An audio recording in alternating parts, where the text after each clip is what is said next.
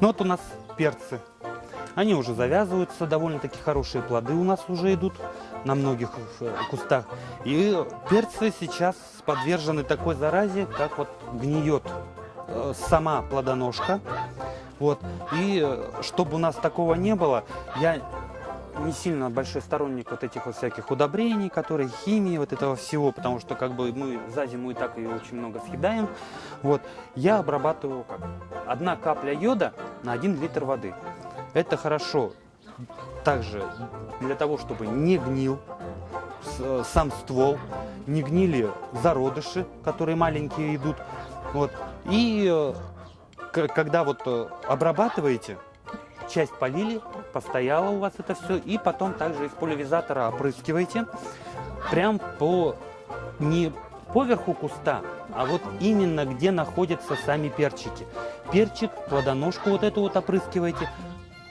Только обязательно 1 капля йода на 1 литр воды. Больше не надо, иначе вы просто-напросто сожгете. Вот сорта, которые у нас здесь очень хорошо довольно-таки растут, у меня несколько сортов. У меня идет здоровье, идет белозерка, идет фишт, идет крепыш.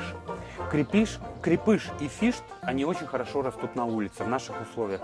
У меня дача вот находится между ДСК и птицефабрикой, как бы не холодно, и они на улице хорошо. Те, у кого дача находится, такие как Маганский тракт, Вилюйский тракт, они в теплице будут очень хорошо, ну, покажут себя. А дача у них очень хорошая, очень много плодов.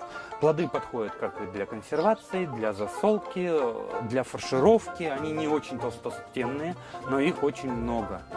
Не такие вот, как вот то же самое калифорнийское чудо. Да, он крупный, он хороший, но отдача у него маленькая идет. И он чисто только на салат. Ну, фаршировать можно, но это сколько их перцев этих надо будет. А эти довольно-таки нормальные. Они небольшого размера идут. Вот он сам такой вот тут перчик. Вот эти вот. И я не даю перцу зреть на самом кусте. Потому что чем дольше у нас перец висит, созревает, тем у нас меньше получается плодов. Не завязываются, пока вы не уберете остальные. Чем больше вы убираете, естественно, тем быстрее это все начинает расти и движение идет. Вот. В прошлом году у меня было всего 6 кустов фишт. Я собрал, ну, наверное, штук 150, если не больше.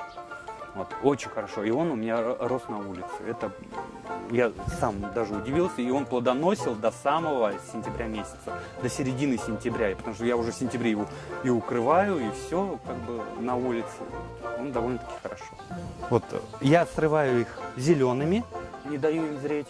Вот. Но когда я приношу, значит, домой эту корзинку, я выкладываю это все в тазик, кладу туда 1 банан и накрываю пленочкой. Они очень быстро поспевают и довольно-таки хорошо себя чувствуют. Не гниют и ничего. И можно уже будет пользоваться этим всем.